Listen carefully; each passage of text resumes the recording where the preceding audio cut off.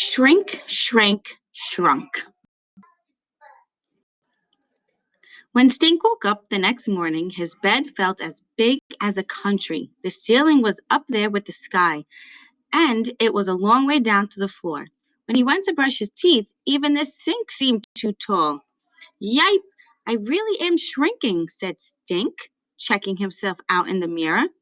Were his arms a little shorter? Was his head a little smaller? Stink got dressed.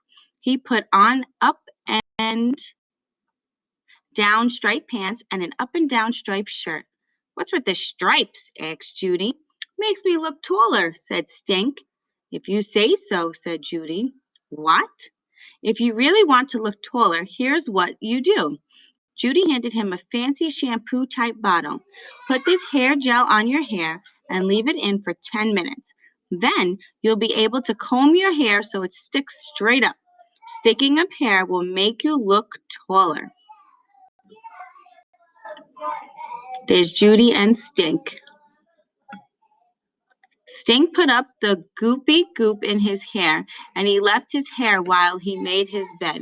He left it in his hair while he packed up his backpack. He left it in his hair all through breakfast. We could play baseball, and you could be shortstop, Judy told him. So funny, I forgot to laugh, said Stink. Judy pointed to Stink's hair. Hey, I think it's working, she said. Really? Do you think people will notice? They'll notice, said Judy. Stink ran upstairs to look in the mirror. Hey, my hair, it's orange. Don't worry, said Judy. It'll wash out in about a week. I look like a carrot, said Stink.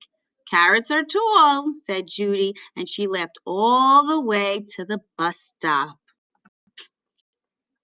Stink's friend Elizabeth sat next to him in class. They were the shortest kids in class 2D, so they sat up front. Hi, Elizabeth, said Stink. I'm not Elizabeth anymore, she told Stink. From now on, call me Sophie of the Elves. Okay, I have a new name too, the incredible shrinking Stink. But Stink, you look taller today, said Elizabeth. It's just the hair, said Stink. I'm still short. Not to an elf. To an elf, you'd be a giant. To an elf, you would be the elf king. Thanks, Sophie of the Elves, said Stink. The bell rang and Mrs. Dempster passed out spelling words. 3 of the new words were shrink, shrank, shrunk. At lunch, the dessert was strawberry shortcake, and in reading, Mrs. Dempster read everybody a book called The Shrinking Treehorn. The book was all about a boy who plays games and reads cereal boxes and gets shorter and shorter. Sounds familiar. He keeps shrinking and shrinking. Then, just when he becomes a normal size again, he turns green. Any comments? Mrs. Dumpster asked when the story was over. And there's Stink right in the front. Stink raised his hand. Is that a true story? Mrs. D laughed. I'm afraid not, she says. It's fantasy. Fantasies are my favorite, said Sophie of the Elves, especially hobbits and elves. Are you sure it's fantasy? Asked Stink. Because that kid is a lot like me. Because I'm Stink could not make himself say shrinking. Because you both turned another color? Asked Webster. Because I like to read everything on the cereal box too, said Stink. Okay, said Mrs. Dempster. Let's see. Who's going to carry the milk from the cafeteria today?